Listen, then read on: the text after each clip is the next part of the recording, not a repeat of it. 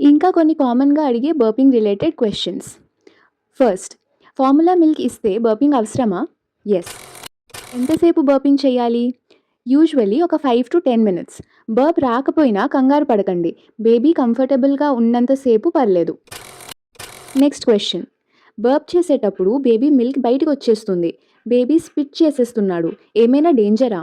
చిన్న చిన్న spit apps అనేవి చాలా కామన్. బేబీ వెయిట్ గెయిన్ నార్మల్‌గా ఉంటే, బేబీ యాక్టివ్‌గా ఉంటే ఏం ప్రాబ్లం లేదు. బర్పింగ్ ఎప్పుడు ఆపొచ్చు?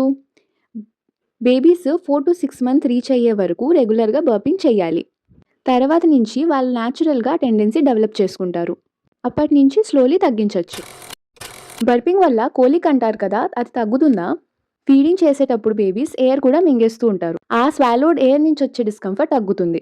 కానీ ట్రూ కోలిక్ అనేది తగ్గదు. బట్ బర్పింగ్ రెగ్యులర్‌గా చేస్తే బ్రెస్ట్ ఫీడింగ్ ప్రాసెస్ అనేది స్మూత్ అవుతుంది. ఏ బర్పింగ్ పొజిషన్ అయితే బెస్ట్? మీ బేబీకి ఎలా కంఫర్టబుల్‌గా ఉంటే అదే కంటిన్యూ చేయాలి.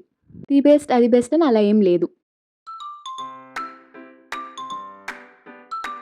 ఇంకేమైనా డౌట్స్ ఉంటే కమెంట్స్‌లో డిస్కస్ చేయండి. సొల్యూషన్స్ మీద వర్క్ చేద్దాం. మీకు ఈ వీడియో యూస్‌ఫుల్ అనిపిస్తే షేర్ చేయండి. Thank you.